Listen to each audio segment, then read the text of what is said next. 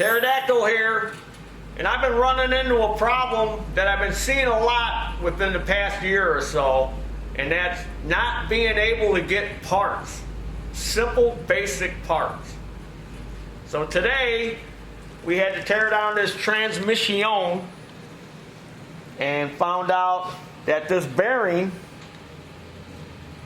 had broken and sent a bunch of metal into the transmission, and the customer was complaining that it would work good, and then as it got hot it would slow down. So what happened is a lot of metal particles got in there from this bearing going out and plugged up the filter, which in turn was causing it to slow down after a while, and then once it would cool off it would work fine again. So we tried to get this bearing, this $7.54 bearing, and it's on back order. And where I get my Tough Torque parts from, they couldn't tell me about when it was going to come in. So luckily, I'm fortunate enough through this YouTube channel, I have a direct connection to people that work for Tough Torque, Scott and Derek. So I explained to Scott what's going on, and he's on it trying to find me this bearing. But we're pretty confident we're going to be able to get this thing back together and get it back to the customer. But in the meantime, you know, they're angry. The customer's mad because the grass is growing, and the grass isn't going to stop growing because you can't get a part to fix their mower. The grass is laughing at you and saying, "Ah, too bad for you, stupid. I'm going to keep growing, and you're not going to be able to cut me because you can't get that $7.54 bearing." But I've been running into this a lot. I got another job in here. It's got a V-twin Intech brakes and scrap 'em engine on it, and it needs coils, and the coils are on back order.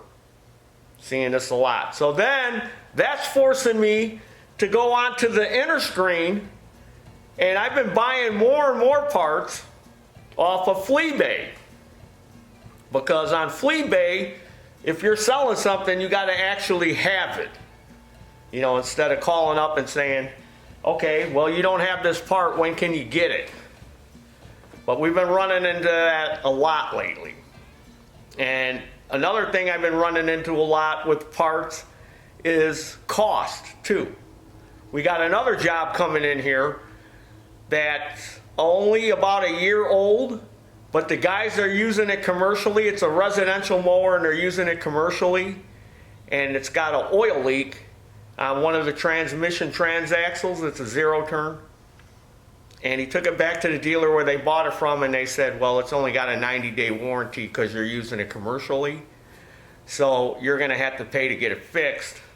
And they wanted some crazy, ungodly amount of money to change this seal out on the transmission. So they contacted me, and I said, "Okay, I'll get a seal kit for it, and we'll put the seal in there."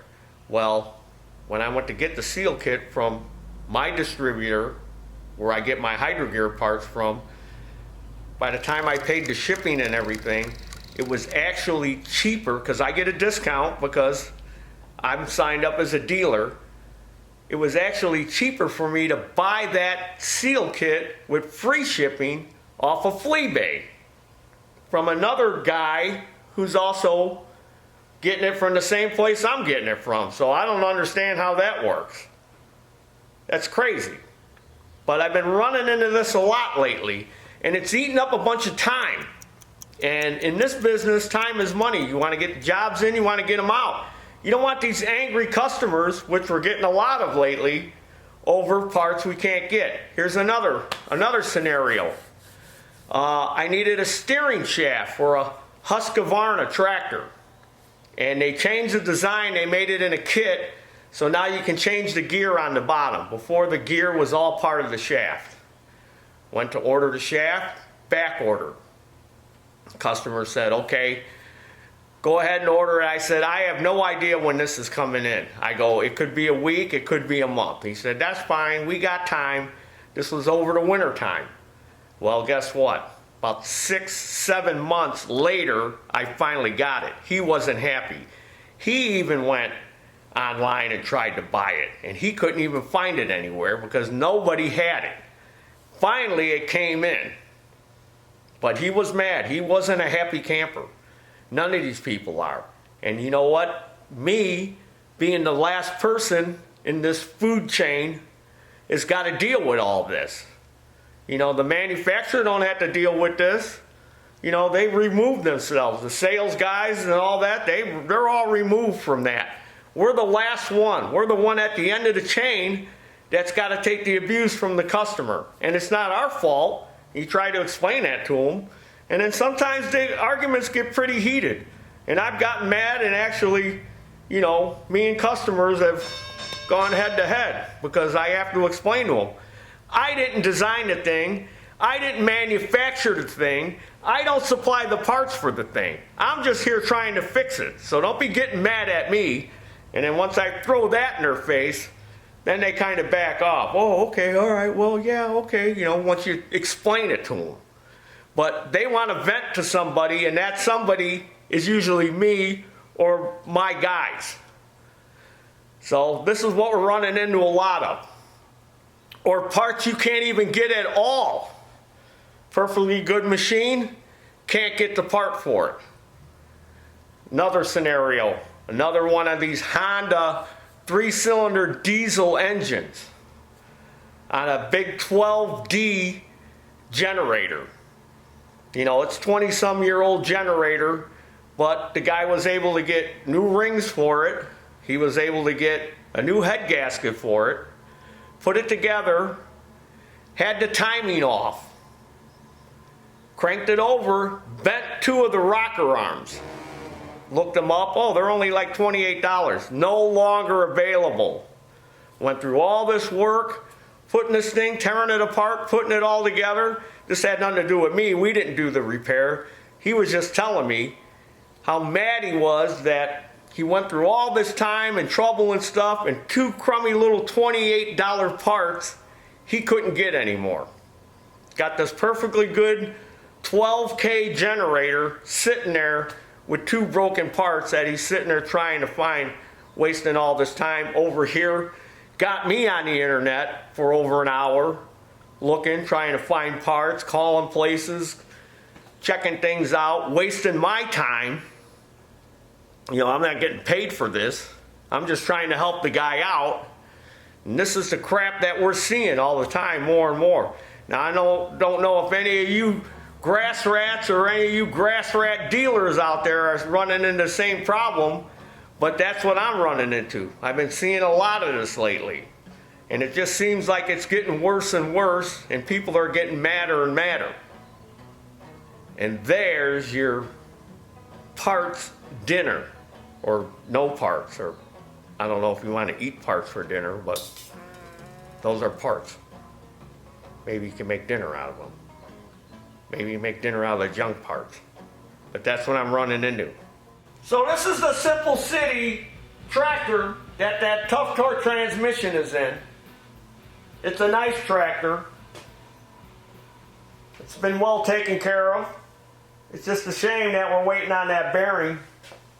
Now I know what you're saying out there. Well, why don't you just find a bearing that'll fit? Can't you find a bearing that'll fit? Well, you know what?